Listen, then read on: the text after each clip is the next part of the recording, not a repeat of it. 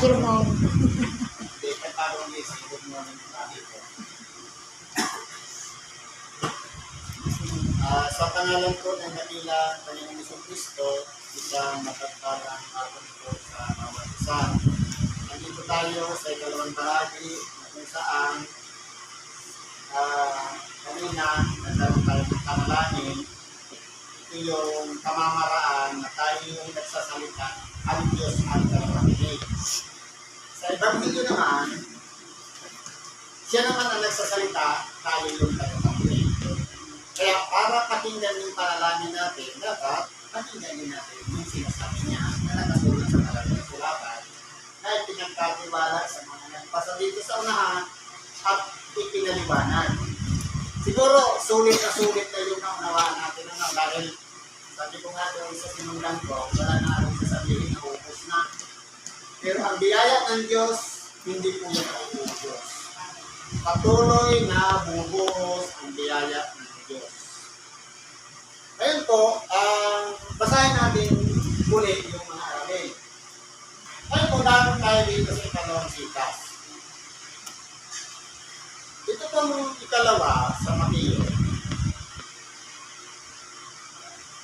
Basahin din natin ulit para Italiano. Sapagkat ang kaharian ng langit ay tulad sa isang tao na puno ng sandaya na lumabas pagkatmagat umaga upang umupa ng manggagawa sa kanyang upasan. At nang nakipagkasundo na siya sa mga manggagawa sa isang dinaryo sa bawat araw, ay sinuro niya sila sa kanyang upasan. At siya lumabas ng malapit ng itatlong oras, kita-kita sa pamilihan ng mga nagkakayong walang ginagawa. Sinabi niya sa kanila, magsiparong din naman kayo sa upasan, at bibigyan ko kayo ng nasa katwiran, at nagsiyaw ng kanilang lakad sa upasan. Lumabas siya muli ng malapit na ang oras ng ika-6 at ika-9, gayon din ang ginawa. At lumabas siya ng malapit na ika-11 oras, at nakasumpong siya ng iba na nakatayo, at sinabi niya sa kanila, bakit kayo nakatayo rito sa buong maghapon na walang ginagawa? At sinabi niya sa kanila, sapagkat sino may walang umupa sa amin, sinabi niya sa kanila, magsiparito din naman kayo sa upasan. Ngayon po, ano ang nangyari? Hindi baga ang oras sa maghapon ay mayroong 12 oras. Ibig sabihin, ang itawa, 6 to 6. From 6 a.m. to 6 p.m., 12 oras. Nagising siya ng alas 6. Naghanap na siya ng uupahan niya sa kasunduan na isang dinaryo. At muli siyang lumabas hanggang sa ika-6 at ika-9 at ika-11 oras. Kumbaga, inumpisan mo sa talagay natin na alas 7 na umpisa para magmabuo natin yung oras. Halimbawa, alas 7 pa lang, lumabas na siya. May nakuha na siyang manggagawa sa upasan. Pag ikatlong oras, lumabas ulit siya. 7 plus 3, alas 10. Pag nung mag-ika-6 na oras, alauna, ganun ulit. Ganun din nung ika-9, yung alas 4. At hanggang sa alas 6, meron pa rin siyang naso. Pero titingnan po natin, yung nahuli, 1 oras na lang ang ginugol. Pero yung mga nauna, mas mahaba ang ginugol nilang oras. Ito naman po ay iyahalin tulad natin sa paglilingkod. Hindi po ibig sabihin na halimbawa, tayo ay tinawag ng Diyos, sabihin natin 1980. At mayroong tinawag mga 1990, at mayroong tinawag 2000, at mayroong mga 2010, 2020. May mga bago, may mga na at may nasa gitna. Hindi ibig sabihin po na yung mga nahuli, pupunti ang tatanggapin. Kasi po ang pinag-uusapan dito, isang dinaryo. Ibig sabihin, hindi po tumitingin ang Diyos sa tagal ng panahon. Pero ang tao po, tumitingin siya sa tagal ng panahon. Bakit? Halimbawa, yung tinawag lang ba noong 2020, pwede mo bang sumbagan nung ikaw ay 1980 na tinawag ng Diyos para maglingkod? Na matagal ka nang balik-balik sa templo, susumbagan mo yung 2020 na tinawag, sasabihin mo, na inakala mo mas malaki ang tatanggapin mo. Hindi ko. Isang denaryo pa rin. Ibig sabihin, lahat tayo pinanggaan ng Diyos ng isang regalo, buhay na walang hanggan. Bakit naman hihingi ka pa ng another two? Kaya nga, wala na ng hanggan, hihingi ka pa ng isa. Di ba ga? Para din yung low, unli. Ano yung mga favorite na low ngayon? Unlimited. Ano yung gusto mo? Regular low o unli low? Siyempre, unli. Kaya maraming gusto yun. Hindi nag-i-expire. Ganun yung minihanda ng Diyos, buhay na walang hanggan. Ibig sabihin, ang sukatan ng Diyos kay matagal ka ang tinawag na yung oras mong ginugol dito kabalik-balik ng templo, wala kong pinag-iba sa regalo ng mga nahuli. Isa rin walang hanggang buhay. Ano ngayon ang pagkakaiba-iba ng kahit sila magkakaiba-iba ng service yung ginugol sa paglilingkod, ano ang pagkakaiba-iba nila? Parehas lang ng walang hanggang buhay.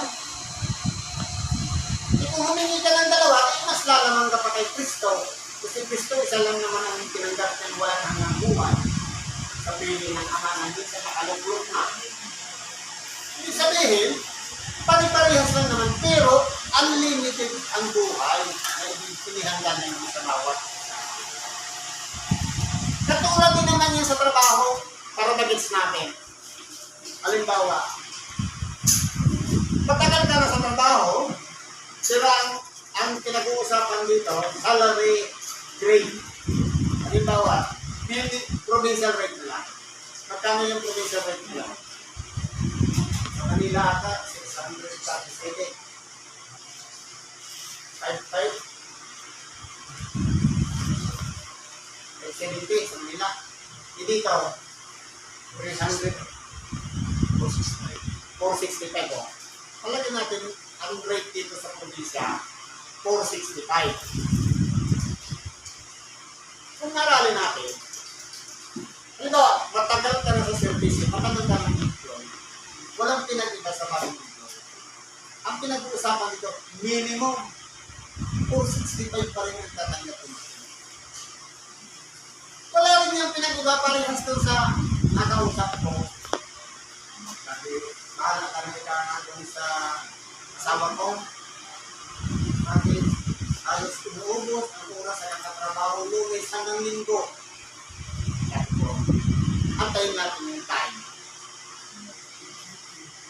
Hindi natin ipipilit yung bagay na hindi na mag-time. Nagkataon, nagkaroon ng karamdaman. Ang karamdaman niya halos 3 buwan, hindi siya nakagawa. Ngayon, nangyari, ito na yung time para kausapin ko siya. Sabi ko sa kanya, nagtrabaho ka ng 3 araw. Ngayon, sa loob ng 1 linggo, nagkulang ba ang kinita mo? Nagtrabaho ka Lunes hanggang Linggo, may lumabis ka.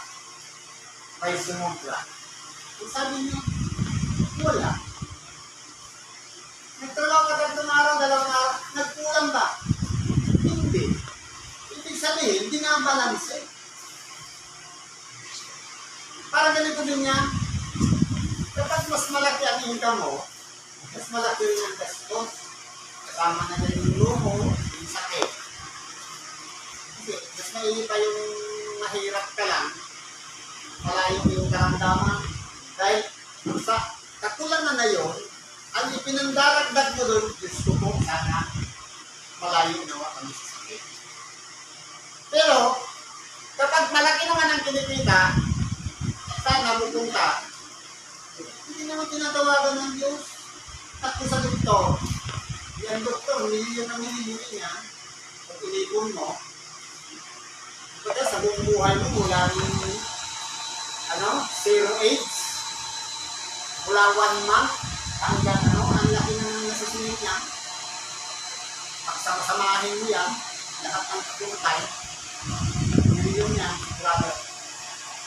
Kaya kung tininan po natin, yan pa lang, meron ng sistema, may pamamaraan na magigising tayo. Kasi po, kung tininan po natin, kahit anong pagkabuhat natin, kahit sobra-sobra yung utang natin, kung hindi natin nagagawa ng tumulong at ang Diyos ay nakikita. Katulad din niya na walang kinikita o munting lang, sabi ng katarap ko, pero kasama niya ang Diyos, palagi siya nakapugnay ko sa Diyos, mas pinagpapala pa yung kanyang mga ginagawa. Malayo sa kami. Kumbaga, sabi niya,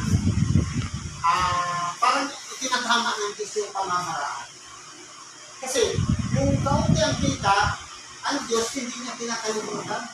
Kapag lumalabis ang kita, ang Diyos nakakalimutan. Ganun din po sa totoong buhay. Minsan, malaki ang income, pero malaki rin ang gasto. Pero pag wala kang income, wala kang gagastos.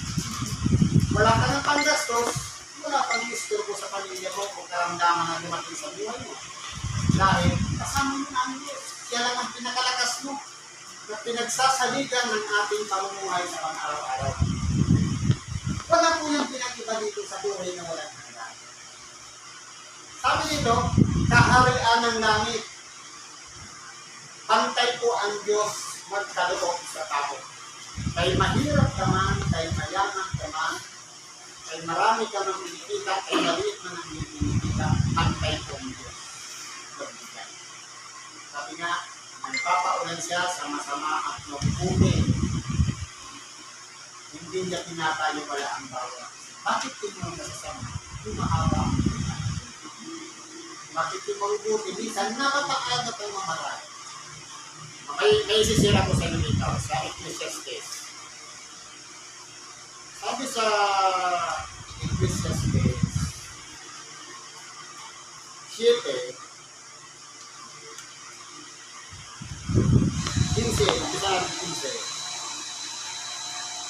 Lahat ng ito ay nakita ko sa mga kaarawan ng aking walang kabuluhan.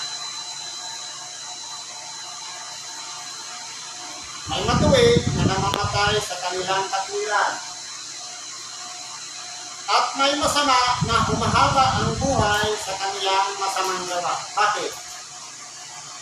Dahil hinahabaan ang buhay para dumating pa yung pagkakataon na makilala niya ang kanyang sarili na aling-alangkan na ginagawa. Para magsisi pa. Binibigyan kasi ng chance ng Diyos na magsisi. Sabi nito, huwag kang lubhang magpaka-matuwid. Di huwag ka naman lubhang magpakapantas. Bakit mo sisirain o bakit sisirain mo ang iyong sarili? Sabi dito, huwag tayong magpaka-matuwid. Kumbaga, minsan kasi sobrang pagmamatuwid natin, ang kalimitan niya na nangyayari, inuhusgahan na natin yung kapwa. Di ba kapag nakagawa tayo ng mabuti, ang tingin natin, masama yung kapwa. Diba? Sabi nga, huwag kang magpakapantas. Yung sobrang tulong. Kasi po yung karunungan, yan po ang nagkapagpapahamak din sa atin. Minsan, wala na tayong tiwala sa Diyos, asa na lang dahil sa karunungan. Alam ko na ang gamot niya. Pero kung hindi mo kasama ang Diyos, kahit lumaglaga ka ng maglaga na po, hindi talaga ibibigay yung lumas ko sa ating karamdaman na bibigyan Diyos tayo. Sabi dito, huwag kang lubhang huwag kang magpakasamang lubha, ni magpakamangmangman. Bakit ka mamatay bago dumating ang iyong kapanahunan? Mabuti na ikaw ay manghawak dito o doon, man ay huwag mong iorong yung kamay sapagkat siyang natatakot sa Diyos ay lalayo sa lahat ng mga dapat po ay lagi natin yung takot. Yun po yung importante. Yan ang pinaka dapat na gawin natin. Kasi ang problema, nagpupusta tayo sa kapwa. Ngayon, tuloy natin yung pinasa natin. At nang gumabi ng hapon, sinabi ng Panginoon ng ubasan sa kanyang mga katiwala, tawagin mo ang mga manggagawa, bayaran mo sila ng kaupahan sa kanila. Ano yung kaupahan? 1 denaryo. Mula sa huli hanggang sa una. At paglapit ng inubahan ng malapit ng kalabit 1 oras. Yung mga 1 oras na lang yung trabaho niya, ang unang pinayaran. Tumanggap bawat tao ng 1 denaryo. At nang nagsilapit ang nauna, ang isip nila ay magsisitanggap sila ng higit. At sila ay nagsitanggap din bawat tao ng 1 denaryo. Ngayon, ano po ba ang umudyok doon sa isipan ng mga naunang tinawag? Sa totoo lang po, kung yung kontrata, 1 denaryo, huwag ka nang aasa na hihigit pa sa 1 denaryo. Kasi po, yung paglilingkod sa Diyos, ang pinaka-priority natin dito, pinaka-target natin, everlasting life, buhay na walang hanggan. Nasusukat pa yung walang hanggan? Pero hindi, walang hanggan naman, pati po masusukatin. Kaya, lahat tayo ay tatanggap ng 1 denaryo o katumbas ng walang hanggang buhay. Hindi ibig sabihin na tumagal na yung servisyo natin, nakapultod na tayo ng 5 sapatos at sa atin ng simba, mas higit tayong tatanggap doon sa mga huli. Hindi po. Pare-parehas lang ang reward dahil nakipagkasundo tayo na sa walang hanggang buhay na isa lang talaga ang bibigay sa atin. Kaya walang hanggan. Ang Diyos walang hanggan. Ang pinag-uusapan natin, salita ng Diyos wala rin hanggan. Kaya hindi tinan po natin, papunta tayo doon sa walang hanggan. Kaya ang salita ng Diyos, dapat po pagkakunawain natin ng sanang hindi po tayo dapat manumbat doon sa mga nahuhuli sa atin. Huwag natin iisipin na kasi tayo ang tinitingnan natin yung tagal ng serbisyo. Pero sa Diyos hindi po.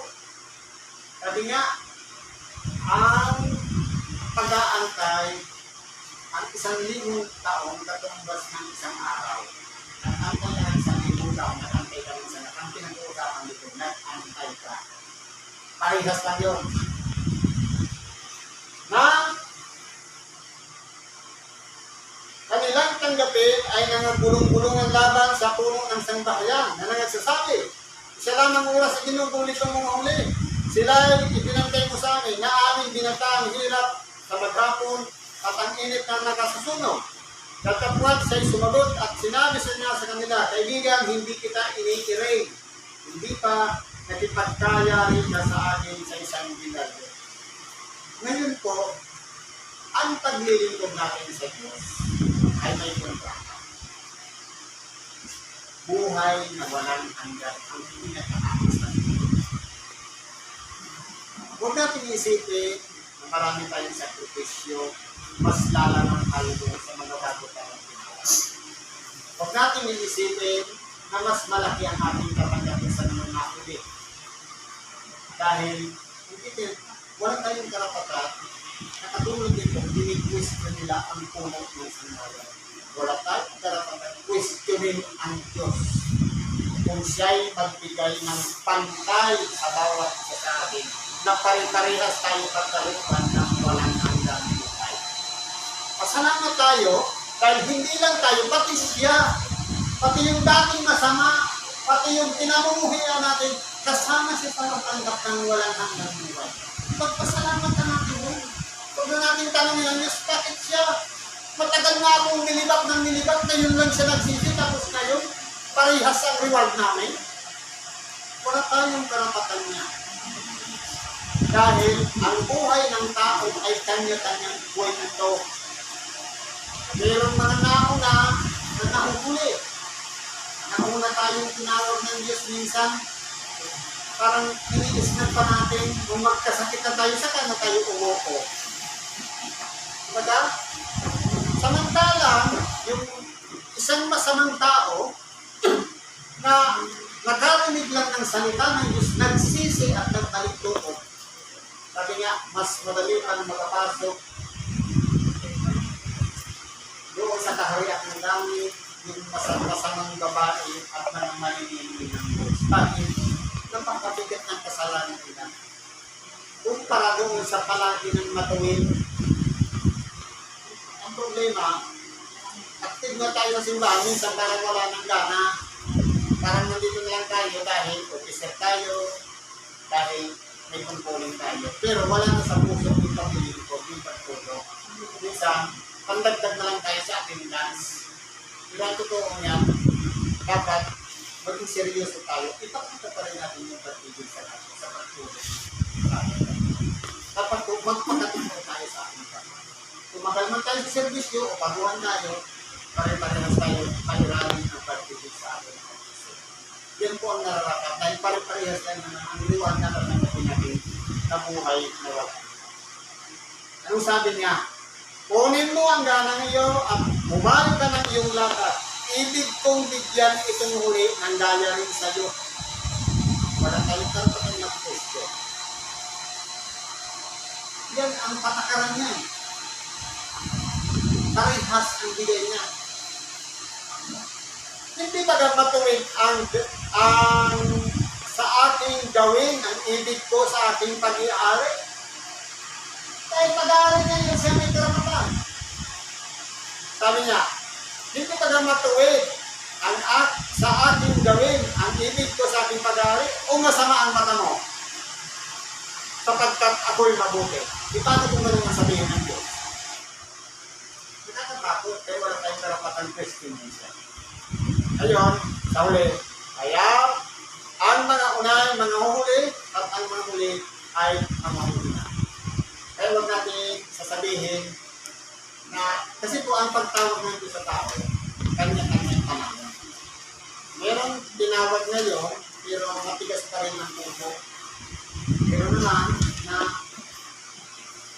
matagal ng tinawag, malambot niya ang puso. Pero, pagdating sa huli, napahamak naman siya.